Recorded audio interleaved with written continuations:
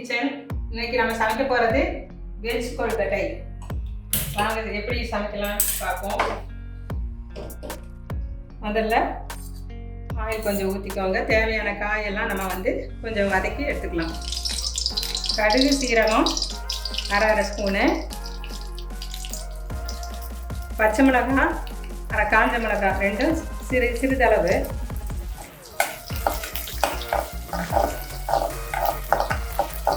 கருவேப்பிலை கொத்தமல்லி பொடியாக நறுக்கியது, பீன்ஸ் கொஞ்சம் ஒரு 3 பீன்ஸ் கட் பண்ணி வச்சுருக்கேன் பொடியாக, கேரட் ஒரு சின்ன துண்டு பொடியாக நறுக்கியது,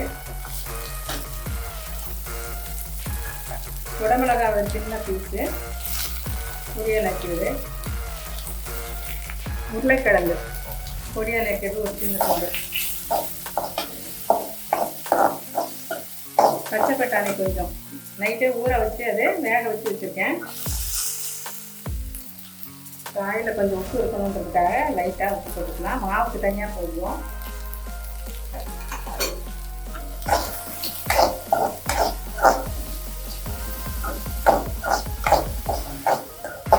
தேங்காய் பொடியாக நெருக்கியது,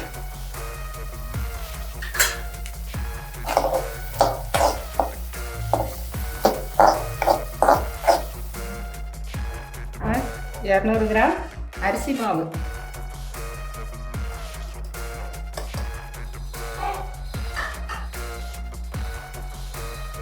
அதுக்கு தேவையான உப்பு, பெருங்காயத்தூள் சிறிதளவு,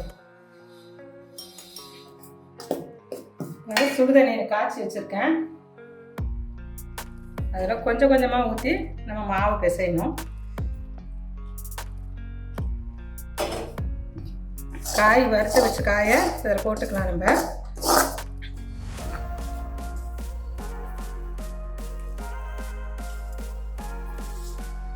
இப்போ சரியான கொழுக்கட்டைக்கான பதம் வந்துருச்சு.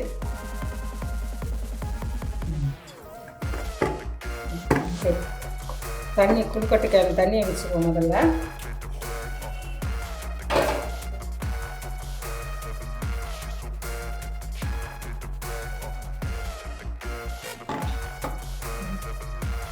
கொழுக்கட்டை உருண்டை பிடிச்சாச்சு.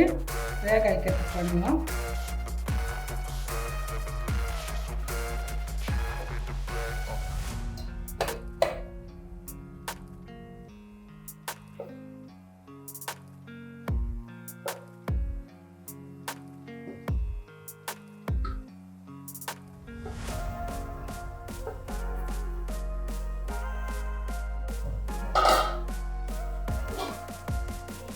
மூடி போடுவோம். 10 நிமிஷம் கழிச்சு பார்க்கலாம். கொழுக்கட்டை வெந்துருச்சு. ஓப்பன் பண்ணி பார்க்கலாம்.